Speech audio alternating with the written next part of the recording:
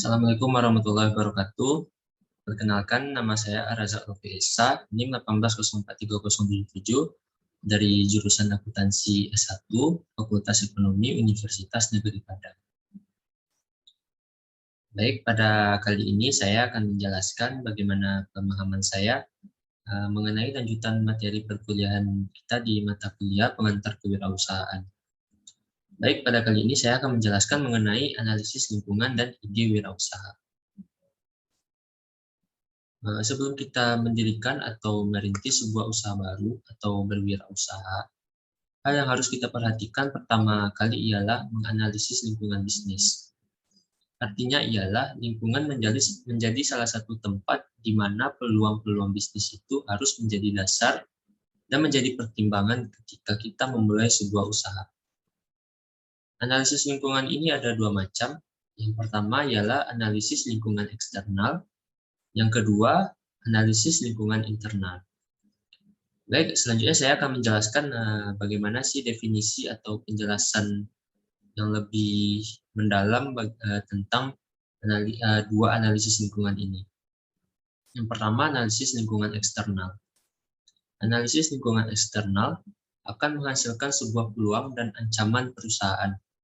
Lingkungan perusahaan terdiri dari 3 perangkat faktor, yaitu yang pertama lingkungan jauh, yang kedua lingkungan industri, dan yang ketiga lingkungan operasional. Lingkungan jauh terdiri dari faktor-faktor yang bersumber dari luar dan biasanya tidak berkaitan dengan situasi operasi perusahaan tertentu, yaitu faktor ekonomi, faktor sosial budaya, faktor teknologi, faktor demografi, faktor politik dan hukum, dan terakhir faktor ekologi. Yang kedua, analisis lingkungan internal.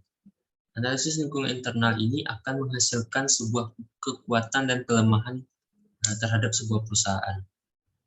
Analisis internal perusahaan menggambarkan kekuatan perusahaan, baik kuantitas maupun kualitas perusahaan, sumber daya manusia, sumber daya fisik, operasi, keuangan, manajemen, dan organisasi.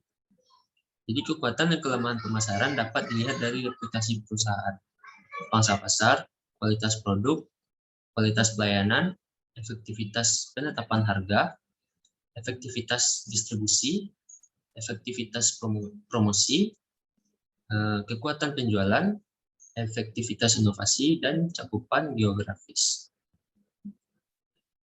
Kondisi lingkungan sekitar menunjukkan adanya hubungan antar individu di suatu wilayah atau daerah tertentu, atau seringkali merujuk pada kondisi masyarakat tertentu. Sikap yang positif dari masyarakat terhadap kewirausahaan dan dukungan masyarakat luas untuk kegiatan kewirausahaan akan dapat memotivasi orang untuk memulai sebuah usaha baru. Lain lagi dengan sebaliknya, sikap yang negatif terhadap kewirausahaan dapat menyebabkan kewirausahaan tidak berhasil. Faktor-faktor psikologis yang terlanjur terbentuk di masyarakat yang bersifat negatif terhadap wirausaha antara lain yang pertama pelit, egois, tidak jujur, agresif, dan materialistik. Sedangkan yang bersifat positif antara lain pandangan bahwa wirausaha adalah inovator atau inovasi, menginovasi setiap orang. Yang kedua kreatif, rajin, giat, mempunyai motivasi yang tinggi, dan mempunyai naluri untuk melihat peluang.